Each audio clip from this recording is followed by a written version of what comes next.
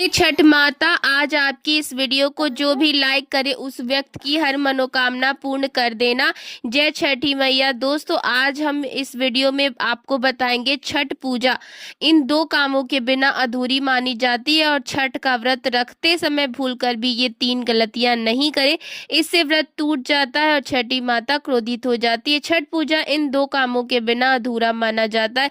जी हाँ दोस्तों, अगर आपने इन दोनों कामों को नहीं किया तो चाहे जितना भी व्रत कर लो, छठी मैया नाराज हो जाएंगी और व्रत का पूरा फल कभी नहीं मिलेगा। भक्तों, इस बार की छठ पूजा कोई साधारण नहीं है, बल्कि ये पूरे 100 सालों बाद बन रहे दुर्लभ संयोग में पड़ रही है। इस दिन सूर्य और छठ माई का समय बहुत ही शुभ और मंगलकारी माना जा रहा है। पूज्य गुरु जी भी अपनी कथा में कहते हैं कि छठ पूजा का व्रत तभी सफल होता है जब व्रती इन दो जरूरी कामों को करता है। अगर ये काम अधूरे रह गए तो छठी माई कभी माफ नहीं करती, बल्कि श्राप तक दे देती है। भक्तों, अगर आप भी चाहते हैं इस छठ पूजा पर छठ माई का आशीर्वाद आप पर सदैव बना रहे, तो वीडियो को लाइक करें, चैनल को सब्सक्राइब करें और कमेंट बॉक्स में जय छठी मैया जरूर लिखें। और हाँ, अपने परिवार के जीवन में सुख और समृद्धि के लिए इस वीडियो को अंत तक पूरा देखकर ही जाइएगा। अगर आपने वीडियो को बीच बीच से काट कर देखा या हल्के में ले लिया तो आपके जीवन में व्रत का फल अधूरा रह जाएगा और सौभाग्य की प्राप्ति कभी नहीं होगी। तो चलिए, सबसे पहले हम आपको बताएंगे इस छठ महापर्व के दिन वो कौन से कामों को जरूर करना है जिसके बिना व्रत का फल अधूरा रह जाएगा। तो दोस्तों, जैसे कि आप सभी को पता है कि नहाए खाए के साथ छठ महापर्व का आरंभ हो जाता है। इस बार 25 अक्टूबर यानी छठ के पहले दिन नहाए खाए से होगी। इस दिन व्रत रखने वाली महिला और पुरुष सिर्फ एक समय ही भोजन करते हैं। साथ ही भोजन ग्रहण करने से पहले सूर्य भगवान को भोग लगाया जाता है। स्नान करने के बाद साफ वस्त्र धारण करके ही भोजन ग्रहण करना होता है। इस दिन चने की दाल और लौकी की सब्जी बनाई जाती है। साथ ही पहले दिन व्रत रखने वाले पहले खाना खाते हैं, इसके बाद ही परिवार के बाकी लोग भोजन ग्रहण करते हैं। छठ महापर्व दूसरे दिन 26 अक्टूबर 2025 खरना। छठ महापर्व के दूसरे दिन खरना किया जाता है। खरना का मतलब है शुद्धिकरण। व्रती इस पूरे दिन उपवास रखती है, फिर शाम के समय मिट्टी के नए चूल्हे पर गुड़ की खीर प्रसाद के रूप में बनाई जाती है। इस प्रसाद को व्रती ग्रहण करते हैं, फिर इस प्रसाद को बाकी लोगों को बांटा जाता है। इसके बाद से 36 घंटे का लंबा निर्जला व्रत शुरू होता है।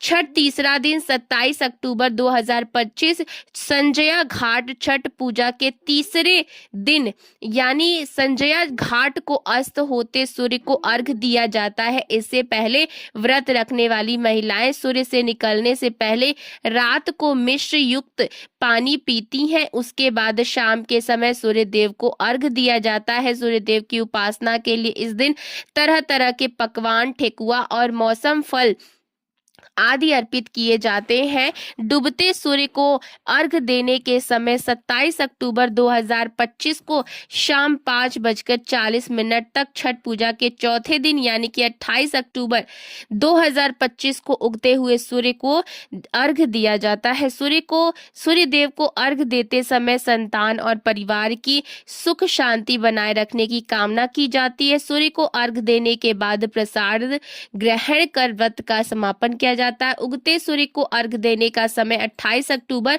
को सुबह 6:30 पर।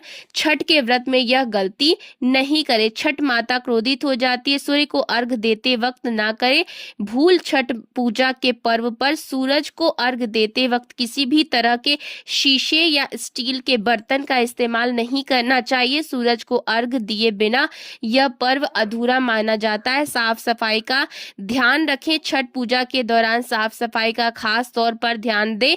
इस पूजा के दौरान कपड़ों से लेकर पूरे घर को बिल्कुल साफ रखना चाहिए। साथ ही प्रसाद बनाते वक्त भी साफ सफाई का पूरा ख्याल रखें। अब जाने कहाँ सोना चाहिए। छठ पूजा के दौरान जो भी व्रत रखा है उसे पलंग पर नहीं सोना चाहिए, ना पलंग पर बल्कि चारपाई आदि पर भी सोने की मनाही होती है। इस व्रत के दौरान फर्श पर सोना चाहिए। सामग्री का जरूर रखें ख्याल। छठ पूजा के दौरान सामग्री का विशेष रूप से ख्याल रखें। इस पूजा के दौरान सिंदूर, कुमकुम, आलता, मेहंदी, पीतल का सूप, शक्कर, अंगदी, नारियल, ईख, शहद, पान, सुपारी, लौंग और इलायची जैसी सामग्री का जरूर इस्तेमाल करें। मांसाहारी खाने से परहेज करें। छठ पूजा के दिन किसी भी तरह के मांसाहारी खाना खाने से बचना चाहिए। खाने के साथ साथ पूजा के किसी भी तरह के मांसाहारी सामान को घर में या पूजा के आसपास नहीं रखना चाहिए। माना जाता है कि छठ पूजा में ऐसा करने से छठ मैया नाराज हो जाती है। छठ पूजा पर महिलाओं को मांग में सिंदूर भरने के पीछे कई मान्यताएं हैं। मान्यताओं के मुताबिक जो स्त्री अपनी मांग के सिंदूर को बालों में छुपा लेती है उनका पति समाज में भी छुप जाता है। पति को वो सम्मान नहीं मिलता जिससे कि वो हकदार होते हैं। इसी कारण महिलाएं लंबा सिंदूर लगाती है ताकि पति की आयु बढ़ने के साथ ही उनका सम्मान बढ़े। जितनी लंबी मांग सिंदूर में भरे उतना शुभ माना जाता है। कई महिलाएं नाक से लेकर पीछे मांग तक सिंदूर भरती है। मांग में सिंदूर भरने को लेकर यूपी बिहार में अलग अलग मान्यताएं हैं। मांग में सिंदूर की लंबाई पति की लंबी उम्र का प्रतीक है। महिलाएं छठ पूजा के दौरान पीला सिंदूर जरूर लगाएं। छठ पर्व के में नाक से शुरू करते हुए सिंदूर लगाएं और मांग भरें। सुहागिन के 16 श्रृंगार में से सबसे अहम है सिंदूर, जिसका पूजा में होना अनिवार्य है। हिंदू धर्म में पूजा में नारियल का बहुत अधिक महत्व है। नारियल को बहुत ही पवित्र फल माना जाता है, इसीलिए नारियल चढ़ाकर लोग अपनी मनोकामना मांगते हैं। छठी मैया को केला बहुत प्रिय है क्योंकि केला पवित्र फलों में से एक है। इसकी पवित्रता के कारण इसे छठ पूजा में रखा जाता है। लोग मनोकामना पूर्ति के लिए छठ मैया को केले का घौं भेंट करते हैं। बिहार और पूर्वांचल में इसकी खेती खूब होती है, जिसकी वजह से ये आसानी से उपलब्ध हो जाता है। छठी मैया को गन्ने का जो फल है वो भी जरूर चढ़ाना चाहिए। कई जगहों पर गन्ने का घर बनाया जाता है। 36 घंटे का यह कठिन निर्जल व्रत गर्भवती धात्री एवं मधुमेह से पीड़ित महिलाओं के स्वास्थ्य के लिए हानिकारक हो सकता है। उनका कहना है कि व्रत रखना अपरिहार्य हो तो गर्भवती या धात्री महिलाएं बीच में पानी एवं जूस का भरपूर सेवन करें ताकि शरीर में जल का स्तर बना रहे। ऐसा ना करें पर तमाम दुष्परिणाम संभावित हैं। उन्होंने सामान्य व्रती महिलाओं को व्रत के प्रारंभ होने के पूर्व भरपूर मात्रा में पानी एवं फल के जूस का सेवन करने की सलाह दी है। शुगर से ग्रसित महिलाओं को उन्होंने व्रत से दूर रहने की सलाह दी है। व्रत न तोड़ पाने की दशा में उन्होंने व्रत प्रारंभ होने के पूर्व दवा का सेवन न करने को कहा है। व्रत तोड़ने या पारण के दौरान उन्होंने शुगर से पीड़ित महिलाओं को हल्का खाना लेने को कहा है। पारण के दौरान या बाद में दवा का सेवन करने को कहा है। चेतावनी दी गई है कि व्रत टूटते ही शुगर की दवा खाली पेट कदापि ना ले। छठ व्रत कथा दिवाली के 6 दिन बाद छठ मनाया जाता है। छठ के महाव्रत को करना अत्यंत पुण्यदायक है। शास्त्रों के अनुसार जो लोग अधूरी शादी करते हैं वो शास्त्र का अपमान करते हैं। अधूरी शादी जैसे कि कोर्ट मैरिज और शादी के बिना ही संतान की उत्पत्ति कर देना सबसे बड़ा पाप है। ऐसे में छठ पूजा का व्रत ऐसे लोगों को अपनी संतान के लिए कभी भी नहीं करना चाहिए। जो भाग कर शादी करते हैं और परिवार को दुखी कर देते हैं, माता पिता को समाज में कलंकित कर देते हैं, माता पिता को रुलाते हैं, परिवार को रुलाते हैं, समाज में बदनाम करते, ऐसे लोग पूरे जनजीवन समस्त संसार के लिए श्रापित होते हैं। ऐसे लोगों को व्रत छठी मैया का नहीं करना चाहिए। जिन लोगों को शादी में हल्दी ना लगी हो, चाहे वो पुरुष हो चाहे वो महिला हो, तो ऐसे लोगों को भी छठी मैया का व्रत नहीं करना चाहिए क्योंकि जो हल्दी होती है वो बहुत ही पवित्र माना जाता है।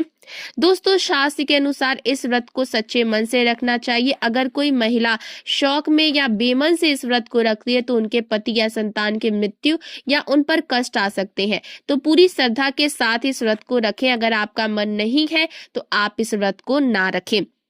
दोस्तों, छठ पूजा करने से सैकड़ों युगों के फल की प्राप्ति होती, परिवार में सुख समृद्धि धन की प्राप्ति होती। छठी मैया पूजा से सभी जो मनोकामनाएं होती हैं वो पूरी होती है। वहीं कुमारी कन्याएं और पुरुष भी छठ पूजा कर सकते हैं। छठ पूजा का फल कई लाख गुना प्राप्त होता है।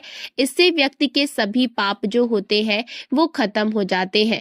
व्रत के दौरान घर में कभी भी मांसाहार ना बनाए और ना ही परिवार में किसी को खाने दे। जो लोग लहसुन प्याज खाना बनाते हैं उन लोगों को भी इस्तेमाल ना करना चाहिए, इससे व्रत टूट सकता है।